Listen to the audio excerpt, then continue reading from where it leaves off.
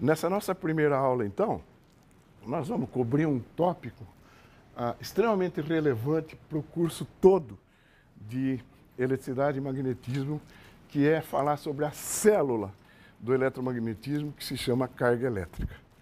Todos os fenômenos eletromagnéticos são, em última instância, manifestações de interações entre cargas elétricas. Então, finalmente vamos quantificar as interações de cargas elétricas. Quem fez isso foi Charles Coulomb, no fim do século XVIII, 1785. Aqui, a mera constatação daquilo que nós já mostramos, né? Cargas iguais se repelem, cargas de sinal contrário se atraem. O que Coulomb fez foi, então, achar a força de interação entre duas cargas elétricas. Para isso, ele usou um dispositivo chamado balança de torção, cujo funcionamento básico eu vou mostrar agora em seguida para vocês. Né?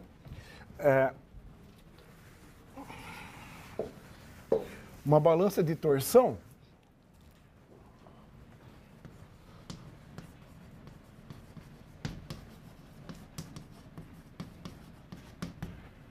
essa balança que está mostrada aqui, né? Você vê que ela tem um fio muito leve, nas suas extremidades uma carga fixa, né? O que Coulomb fez foi aproximar uma outra carga teste dessa carga e ver o que acontecia. Então, simbolicamente, é assim, aqui está o fio, né? Aqui está a presa aqui em cima, que é o fio de torção. Aqui uma carga que eu vou chamar de Q2, né?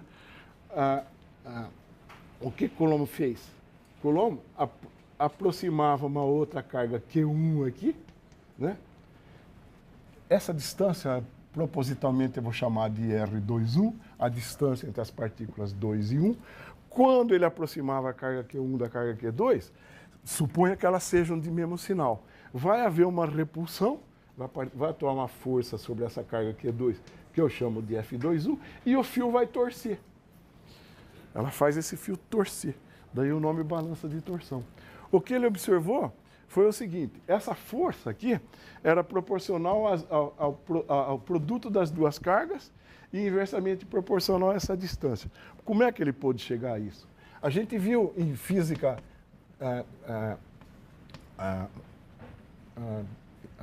unidimensional que uma força restauradora é do tipo menos K vezes X. Né? Em dimensões lineares, a força é do tipo menos kx. O que seria o equivalente disso na rotação? A força dá lugar a um torque, esse torque é uma outra constante bodosa aqui que eu escrevi, de rotação K vezes o ângulo θ. Então, o torque é proporcional ao ângulo. Esse torque, lá de física 1, de uma maneira resumida, esse torque é simplesmente F2,1 vezes a distância D ao fio de suspensão. Então, F2,1 vezes D é menos Kθ. O que acontece?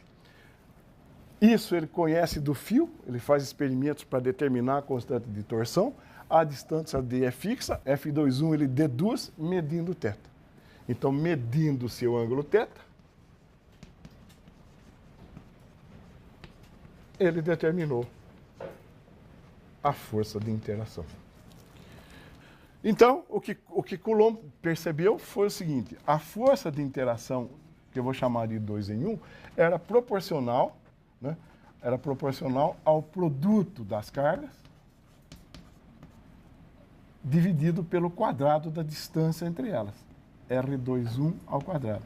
Aqui, eu estou ainda falando de módulo delas, certo? Eu posso escrever essa equação de uma maneira completa, da seguinte maneira. A força, e agora do ponto de vista vetorial mesmo, né? F2,1 é K, Q1, Q2, sobre R2,1 quadrado, no versor R2,1. Vamos entender essa equação vetorialmente. Você imagine que você tem aqui a carga Q1, aqui a carga Q2. Então, a carga Q1 caracterizada por um vetor de posição R1. A carga Q2, caracterizada por um vetor de posição R2. Aqui é a origem O. Este vetor aqui é o vetor R21, que é R2 menos R1. Ó, R1 mais R2 menos R1 dá R2. Então, esse vetor é o vetor R2 menos R1. A distância a que a lei de Coulomb se refere é a distância entre as duas cargas.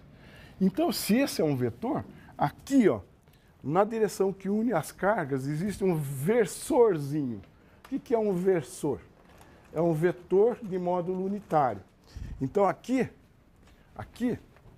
né, está o versor R21 e aqui está a força F21. Vamos escrever de novo? Então, o que diz a lei de Coulomb? Essa força é proporcional, então é um K, né? Q1 vezes Q2 sobre o quadrado R21 na direção do versor R21. Aqui, por F21, eu quero indicar a força em 2 devido a 1. Então, vamos ver se essa expressão passa nos testes. R21 é o vetor que aponta para fora. Então, o que a gente aprendeu sobre a interação de cargas? Se essas duas cargas tiverem mesmo sinal, esse produto é positivo ou negativo? Positivo. Então, a força tem a direção, tem o sentido de R21. Se elas tiverem mesmo sinal, é de repulsão. Está vendo aqui? Se as cargas tiverem sinais opostos, esse produto é negativo. Então, a força é oposta ao versor R21. Nós teríamos, então, uma força de atração. Então, essa aqui, então, a expressão da lei de Coulomb na sua forma mais geral.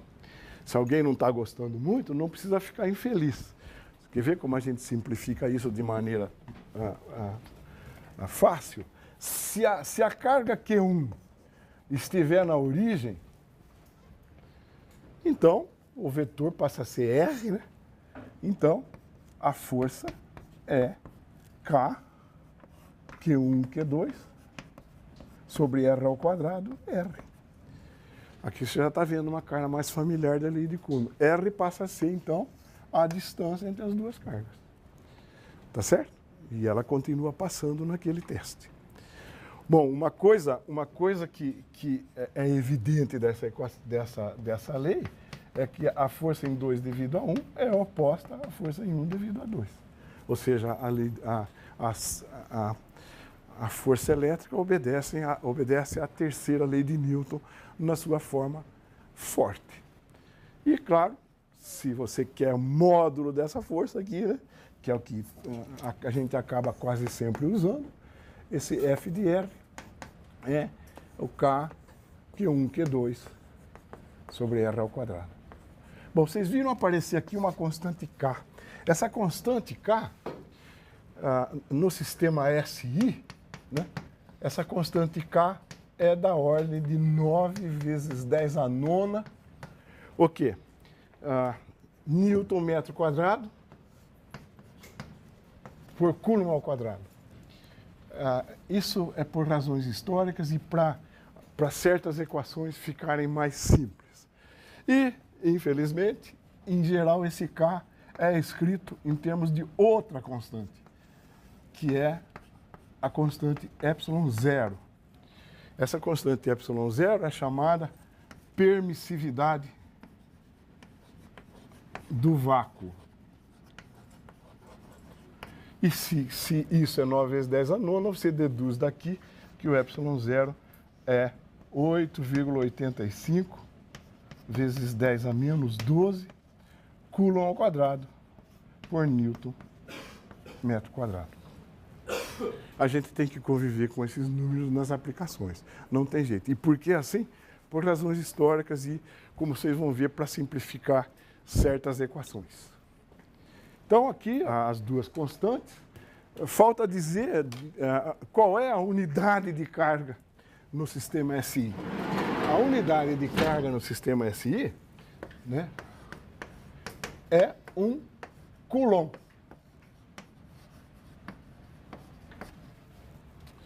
Grafada com letra maiúscula em homenagem à pessoa Coulomb.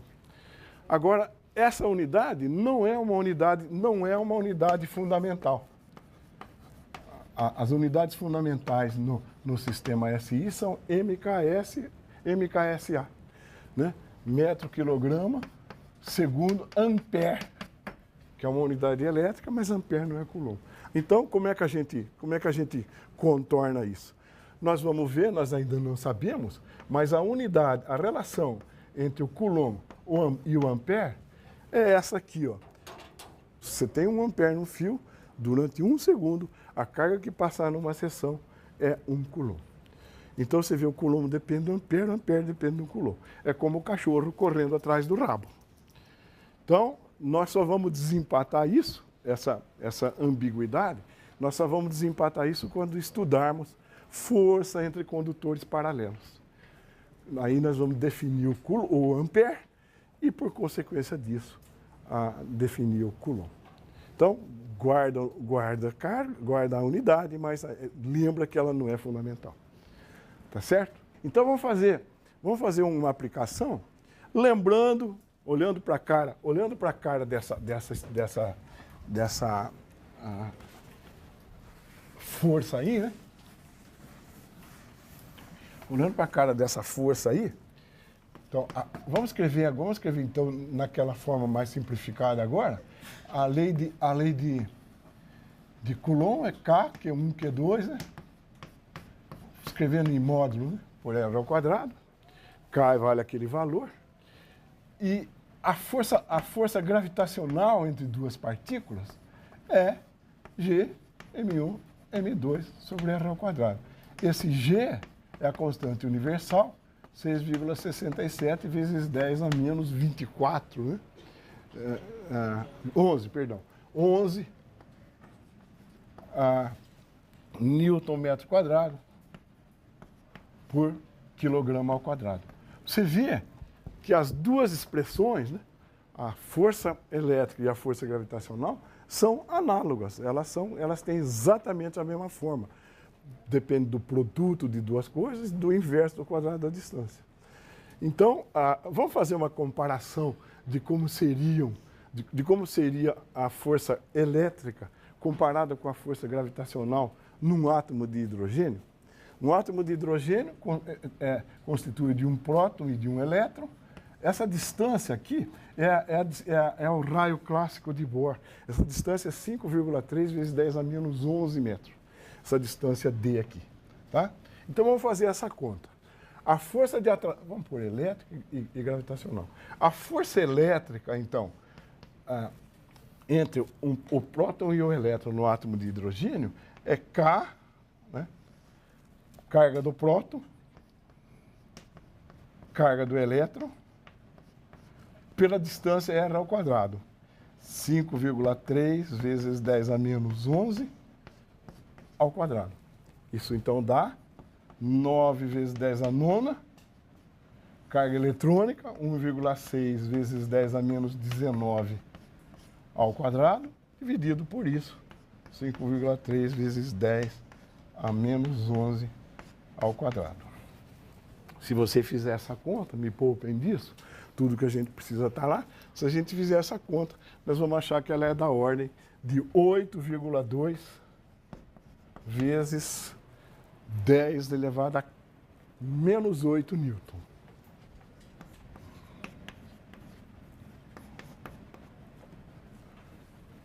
E a força gravitacional, o que é? 6,67 vezes 10 a menos 11. Massa do próton, 1,67 vezes 10 a menos 27.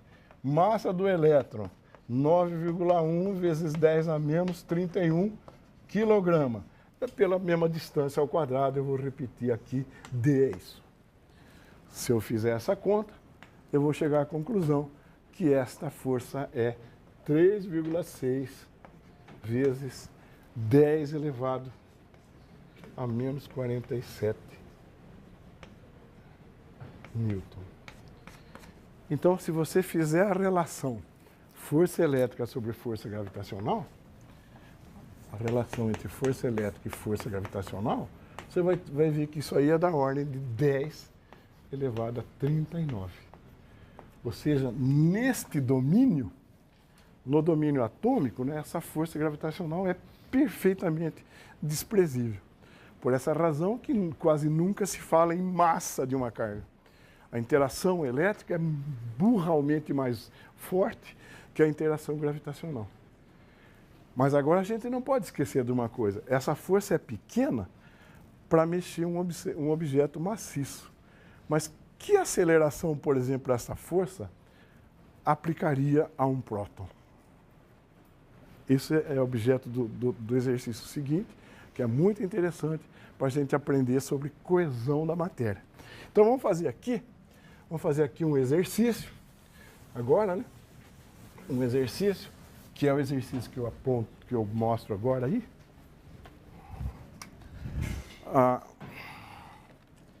Que é esse aqui, ó.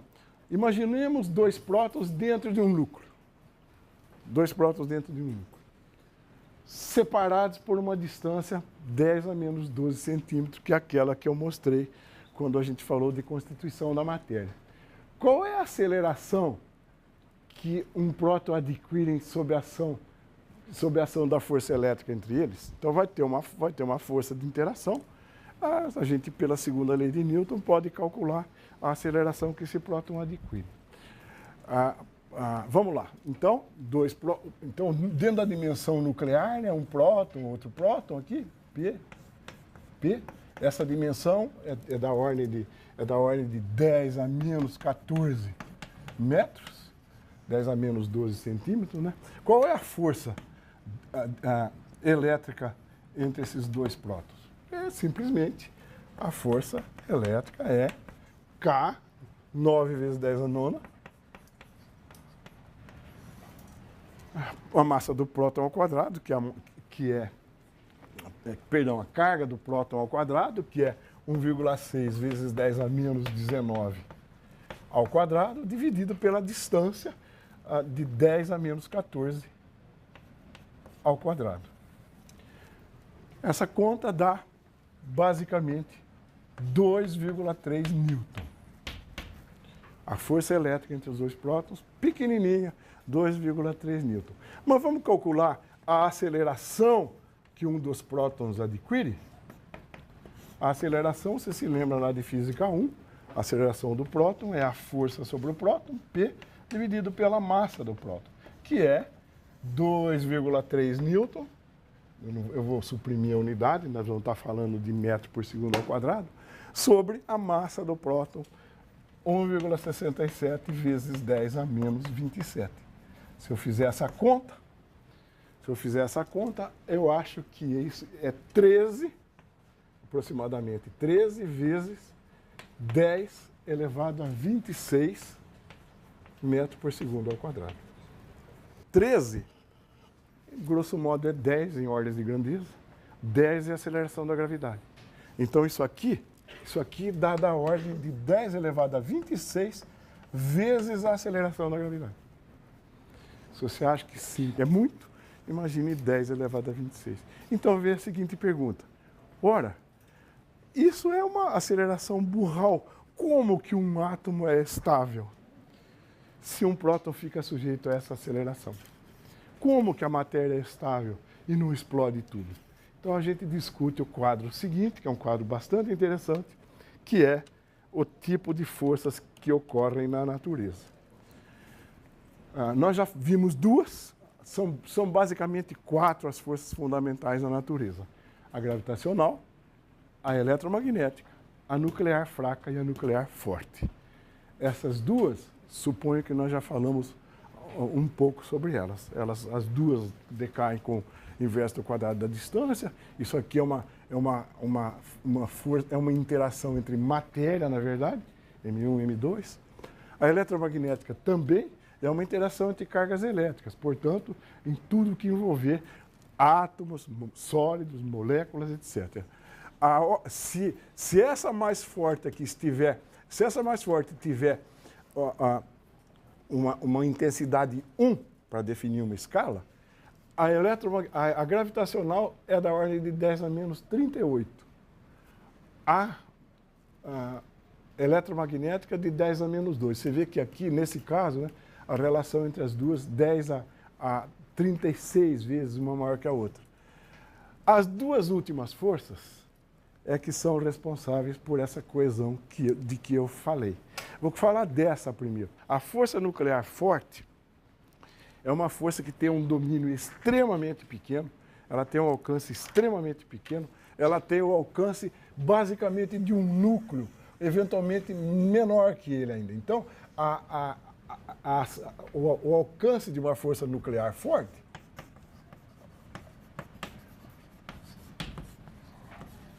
o alcance dessa força é da ordem de 10 a menos 15 metros. Ou seja, ela não existe fora do núcleo. Como que ela opera? A teoria moderna da estrutura da matéria prevê que o núcleo é formado de prótons e nêutrons, mas estes também já não são mais partículas elementares. Os prótons e nêutrons são formados por um tipo de subpartículas chamadas quarks. E esses quarks têm carga fracionária, mais ou menos E sobre 3, mais ou menos 2E sobre 3. Então, essas cargas elétricas a uma distância extremamente pequena, a atração entre quarks supera a repulsão coulombiana entre os dois prótons. Os prótons querem ir embora por repulsão coulombiana. Os quarks, a força dos quarks, evita que esses prótons, enfim, desintegrem o núcleo. Nós vamos falar ainda um pouquinho sobre a constituição do núcleo e constituição elementar da matéria. E a outra força, nuclear fraca, também é uma força de domínio nuclear. O nome está dizendo 10 a 7ª vez mais fraca que esta, né? E essa força é a força responsável, ou a força que descreve os processos atômicos. Decaimento, a desintegração, etc. Então, aqui está a razão, né, de que um átomo com mais de um próton não desintegre. Quem evita a desintegração é a força nuclear forte. Legal? Então, agora, vamos voltar mais ao chão um pouco, continuar falando da lei de Coulomb, através de um princípio extremamente interessante que se chama princípio da superposição.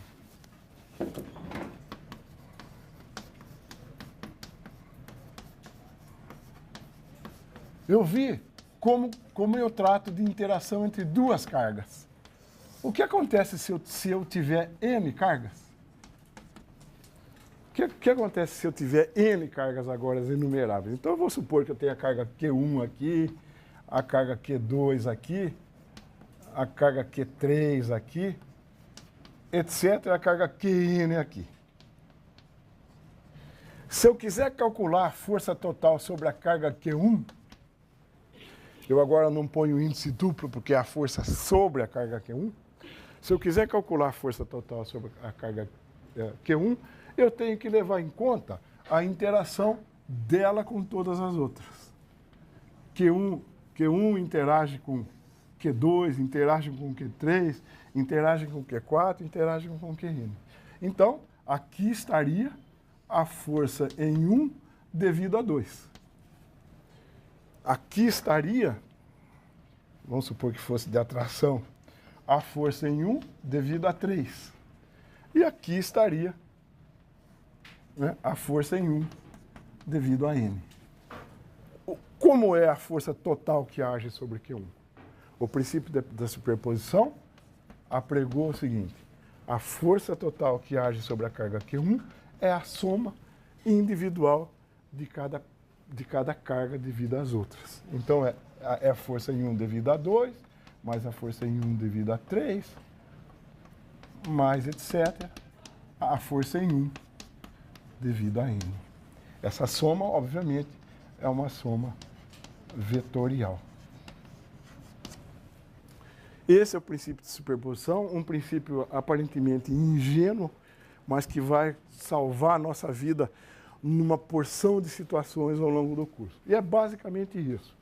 Quando você tem um elenco de interações, trate par a par cada uma delas e some para obter o resultado. Tá certo? Então, é isso. Claro, lembrando, né, que isso já foi falado, mas que as forças de interação obedecem à lei de Newton na forma fraca. E agora, acho que vamos fazer de cabeça uma aplicaçãozinha boba, que tem a ver com indução e aplicação imediata da lei de Coulomb. A situação é a seguinte. Bom, nós vimos o que é indução, né? Se você aproxima um corpo carregado de um corpo metálico, esse corpo carregado separa os centros de carga no corpo metálico. Então, as cargas negativas são atraídas para cá, positivas para lá. Como ele era um corpo neutro, a hora que esse indutor for embora, essas cargas se rearranjam, dando carga total nula como era antes. Então, aqui está evidenciado o princípio de conservação da carga. Carga não se cria, não se destrói. Carga se transforma. Então, a pergunta é a seguinte, ó. Eu tenho duas esferas condutoras idênticas, A e B. A esfera A está carregada com carga mais Q, longe da esfera B. Essa distância A é muito maior que o raio das esferas. A distância A é muito maior que o raio das esferas. Eu ligo as duas cargas por um fio condutor fininho, de modo que a carga acumulada no fio eu posso desprezar. Então, a hora que eu ligo as duas esferas, né, vai haver uma distribuição de carga. O que acontece com a carga que tinha, com a esfera B que tinha carga nula? Será que prótons partem daqui para lá? Não. Elétrons da carga B migram para a carga A e, se migram de lá para cá, deixam atrás de si uma quantidade positiva. Isso cessa quando a carga da esfera B for Q sobre 2 e a da esfera A também. Está vendo a indução? Está vendo o processo de migração de carga. Então, qual é a força de interação entre as esferas na situação C?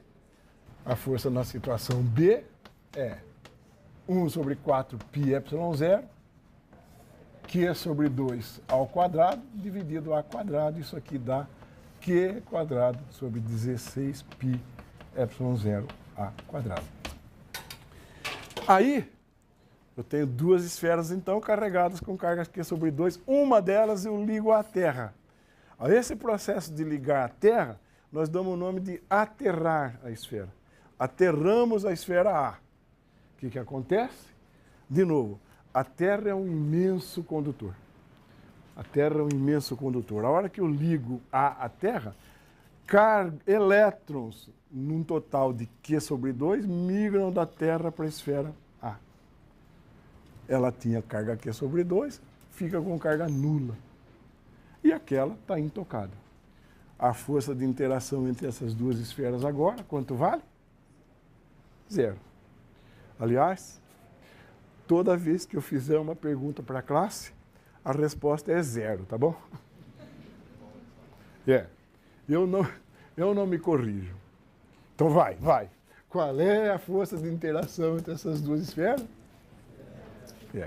Enfim, e agora, propriedades da carga, que às vezes a gente passa batido, mas são propriedades extremamente importantes. A primeira é a quantização da carga. No tempo de Benjamin Franklin, se acreditava que um corpo adquirisse carga por transferência de um fluido contínuo que passava de um corpo para outro. Era chamado fluxo elétrico.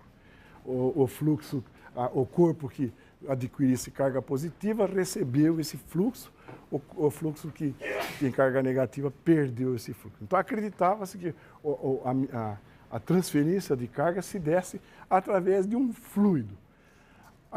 Assim como a gente pensava até não muito tempo atrás que a água era um fluido contínuo, o ar era um fluido contínuo.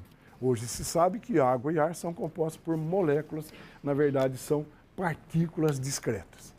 Então, modernamente se sabe, né, que hoje se um corpo tem uma carga Qzinho, ele, na verdade, adquiriu carga Qzinho, na verdade, ele adquiriu um múltiplo inteiro da carga eletrônica.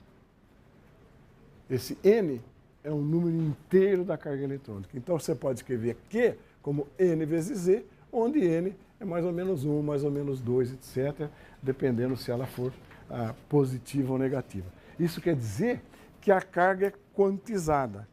E o quantum de carga, quantum é a menor fração de uma coisa quantizada. O quantum de carga é a carga eletrônica.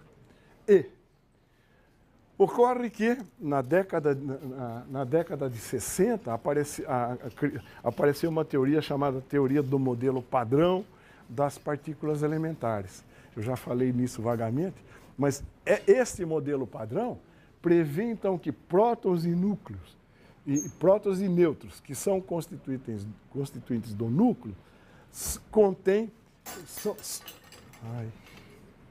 são formados por subpartículas chamadas quarks. E esses quarks teriam carga fracionária, 2e sobre 3 ou e sobre 3. Ocorre que esses quarks são de dificílima detecção individual. Por causa disso e por razões históricas, o elétron vai continuar sendo a nossa carga elementar ou o nosso quantum de carga. Tá? Aqui está escrito uma frase que eu vou comentar. O quantum de carga, o elétron, é uma carga muito pequena. Vamos entender isso? Bom, o conceito de pequeno ou grande é relativo em física, né? Mas acho que o que eu vou fazer vai dar uma ideia. O quantum de carga, então, é pequeno. A pergunta é, quantos elétrons passam por uma lâmpada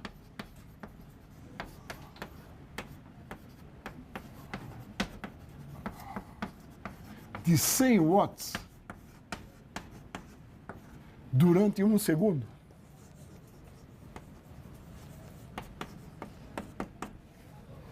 Quantos elétrons passam? Vocês têm ideia? Vamos ver o que dá isso. Quantos elétrons passam por uma lâmpada? Bom, nós vamos ter que usar a relação que nós não conhecemos, que eu ouso escrever de novo, Q igual a I vezes T.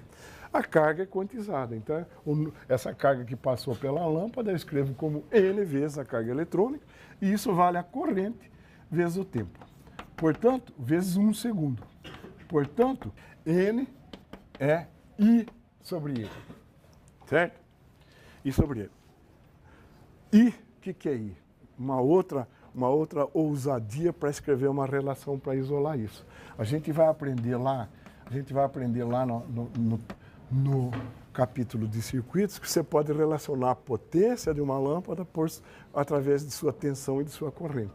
Então você tira daqui que a corrente é P sobre V. Vou admitir que então essa potência é 100 watts e a diferença a tensão da lâmpada, a nossa tensão é da ordem de 120. Então isso aqui dá da ordem de 0,8. Certo? Tá bom? Então, I é da ordem de 0,8 amperes. Então eu venho aqui, N vale 0,8 dividido por 1,6 vezes 10 a menos 19 coulomb.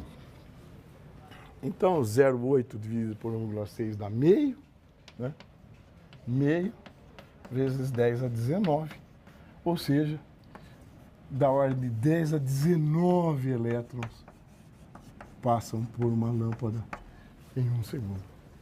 10 elevado a 19 elétrons passam por essa lâmpada durante 1 segundo. Então, realmente, o quantum de carga é bastante pequeno. E a outra coisa que é importantíssima, nós vamos ver isso, por exemplo, quando estudarmos circuitos, é que a carga elétrica se conserva. Você não pode criar carga nem destruir carga a partir do nada.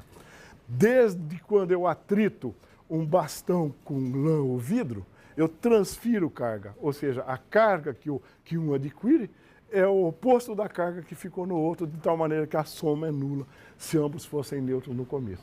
Desde fenômenos simples assim, até fenômenos mais sofisticados, como, por exemplo, reações entre laboratório em que um elétron encontra um pósitron. Pósitron é o primo positivo do elétron, O pósitron é o primo positivo do elétron. Eu vou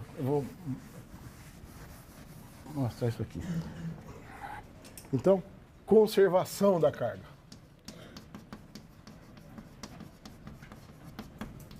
Eu vou imaginar que um elétron encontra um pósitron. O pósitron é uma partícula igual ao elétron, só que com carga positiva. O que isso dá? Aqui a carga total antes da colisão é nula. Né? Os dois têm carga igual e oposta. Depois da colisão, você obtém dois raios gama que não têm cargas. Dois, porque é preciso conservar momento. Um raio gama só não conservaria. Então aqui também a carga é zero. Então, nesse processo, e tem o processo de criação. Um raio gama, quando atravessa uma câmara, pode gerar um elétron e um pósitron. Aí é essa equação ao contrário. E, finalmente, a nível nuclear também, né, existe conservação de carga. Olha aqui, num decaimento relativo, né, você tem aqui, radioativo, perdão, você tem urânio 238, decai em tório 234 e um átomo de hélio. Esse número à esquerda no alto se chama número de massa, é a soma de prótons e nêutrons que o átomo contém. Então, 234 mais 4, 238. E aqui embaixo é o que importa. Conservação da carga a nível nuclear. O urânio tem número atômico 92, o tório 90 e o hélio 2. Então, 92 é a carga final. 92 é a carga antes do decaimento. Esse conceito é um conceito do qual nós vamos lançar mão a hora que estudarmos, por exemplo, corrente elétrica. E agora eu vou fazer um exercíciozinho para terminar bonitinho, porque talvez a melhor conclusão desse exercício não seja o eletromagnetismo. É o seguinte, você tem uma carga Q, né, pequena, de maneira que você possa tratá-la como uma carga pontiforme. Então, dessa carga aqui, um pedacinho Qzinho dela, você transfere para outra. Então, ela fica com carga Q menos Qzinho, Qzinho está aqui. A soma das duas é Q, tá certo? A carga se conserva. Então, de uma esfera, de uma carga Q maiúsculo, você tirou uma fração Q minúsculo e colocou em outra esfera. Eu pergunto, qual a relação entre Q minúsculo e Q maiúsculo para que a força de atração entre elas seja máxima? Percebeu? Tira um pedacinho daqui e põe aqui. Que pedaço é esse que torna a força de atração máxima? Não olhe para a tela, acompanhe comigo agora. Tá? Pois não. O que eu falei? Troquei as bolas. Claro, é força de repulsão. Tá certo? Claro. Obrigado. Força de repulsão. Então, vamos equacionar isso aí. Você tem uma carga Q que você tirou de uma carga Q menos Q a uma distância D. Eu quero saber como é Q em função de Q, tal que a força de repulsão seja máxima. Então, é brincadeira isso, né? A força de repulsão, o que é? K, Q1, Q menos Q, produto das cargas, dividido pelo quadrado da distância. Você está vendo a lei de Coulomb expressa naquela situação mais ginasiana que tem. Tá certo? Como que eu descubro quando uma função é máxima? Quando a sua derivada for zero. Então eu quero que df de Q seja zero. E isso dá então K sobre D quadrado, Q menos 2Q. Sacaram? Que Q tem derivada Qzão, menos Q quadrado tem derivada 2Q. Então, sai daqui que a carga Qzinho é Q sobre 2, portanto, as cargas são iguais.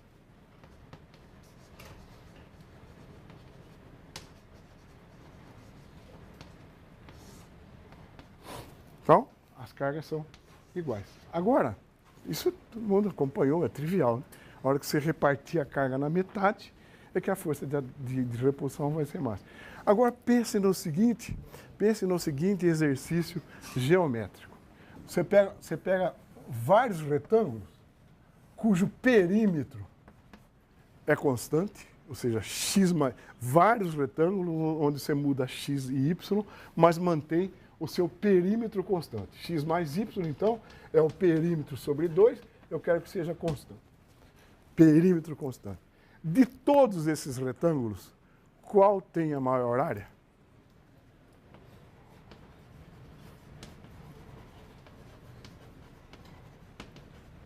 Você viu que é um exercício novo, que não é novo. Por quê? Olha aqui. Soma de duas quantidades, que é uma constante.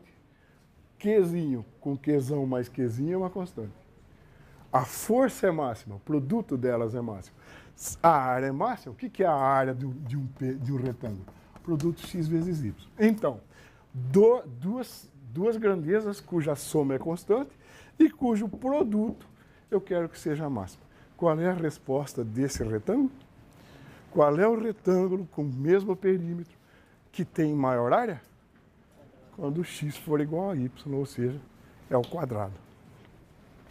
Né? A resposta é quando x é igual a y. Então, essa entidade é o quadrado. Legal?